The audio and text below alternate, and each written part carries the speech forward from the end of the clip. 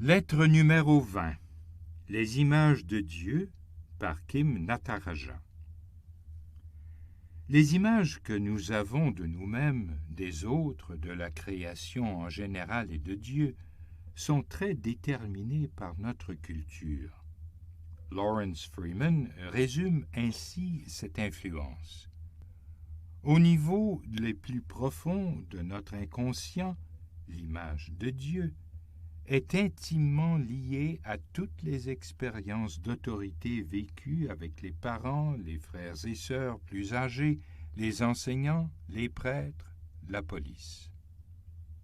La peur d'être rejeté ou puni est associée à ces figures d'autorité et laisse des blessures profondes et durables dans notre psyché.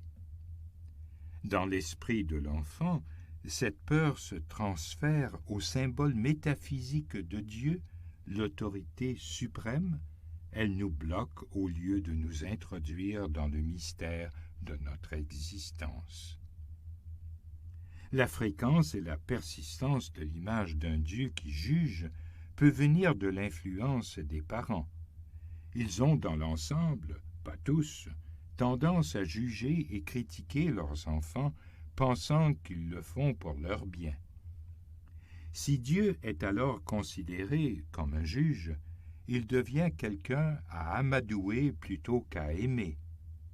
Par ailleurs, l'amour que l'enfant reçoit est le plus souvent accordé sous condition.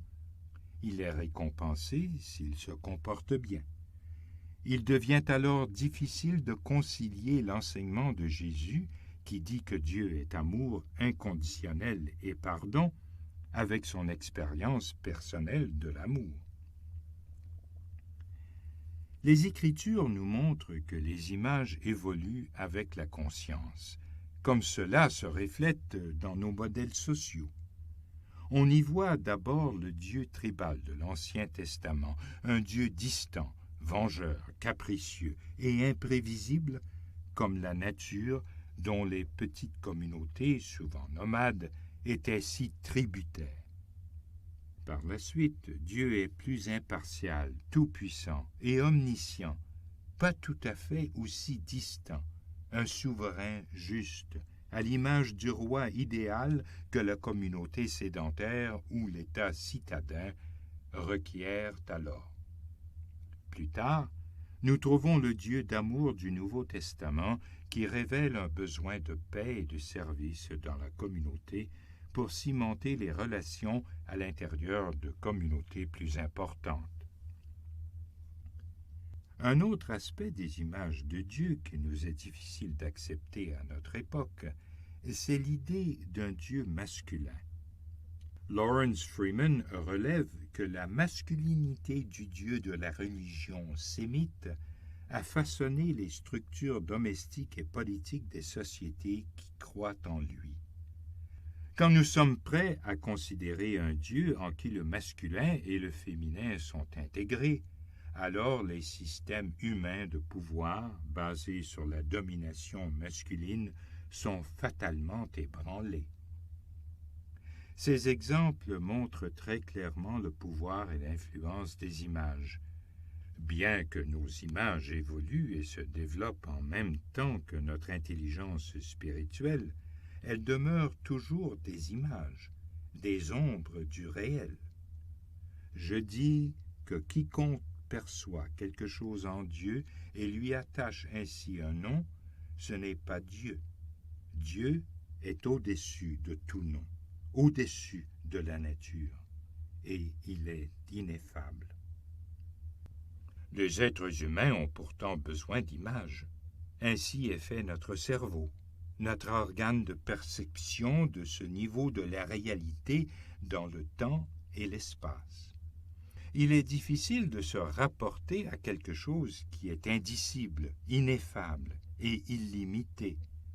De ce fait, nous devons faire attention à ne pas emprunter les images des autres.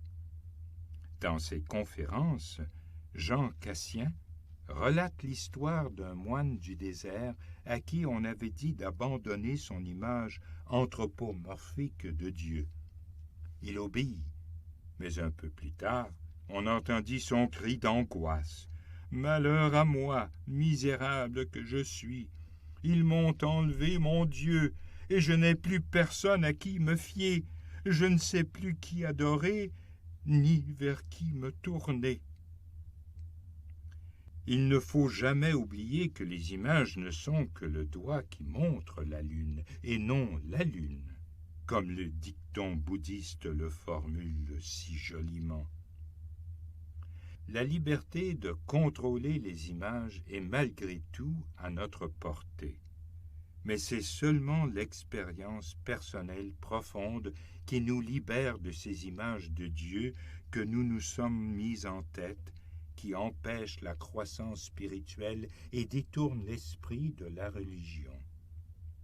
C'est pourquoi la prière contemplative est importante et la méditation nous y conduit.